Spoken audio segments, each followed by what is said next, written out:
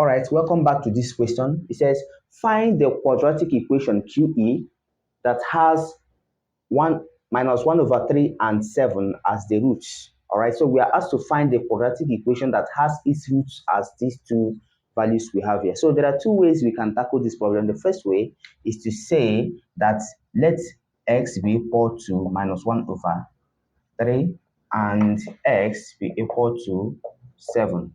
All right, because this is usually how we represent the roots of a quadratic equation. Therefore, making or maybe bringing this minus 1 over 3 to this side of the equation, we have that x plus 1 over 3 is equal to 7. And of course, for this one again, x minus 7 is equal to 0. All right, so look at what this statement means. If x plus 1 over 3 is equal to 0 and x minus 7 is still equal to 0, it means that even this times this will still give us 0.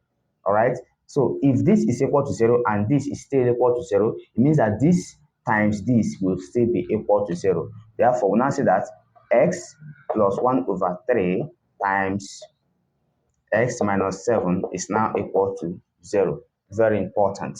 All right, so now at this part now, we are going to expand the left-hand side of the equation such that x times s will give us x squared and x times minus 7 will give us minus 7x. This times this will give us plus x over 3. This times this will give us minus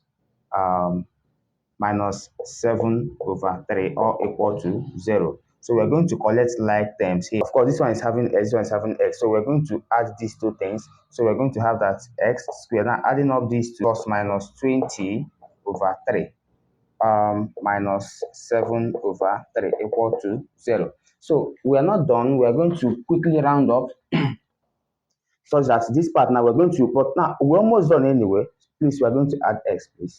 Yes, x is here. So we're going to multiply all through by the denominator, which is 3. So multiplying all through by 3, we have 3x squared minus 20x minus 7 equal to 0. So this is nothing but the quadratic equation that we have these two roots. So please, to confirm, just solve this quadratic equation. I'm sure you are still going to have the roots as minus 1 over 3 and 7.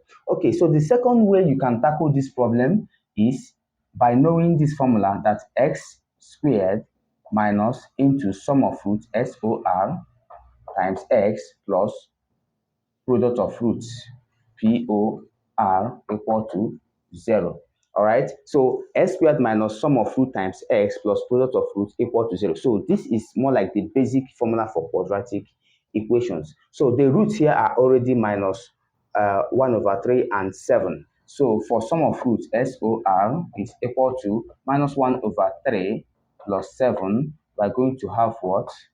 We're going to have minus 20 over 3. Of course, because this times this gives us 21. 21 minus 1 gives us minus 20.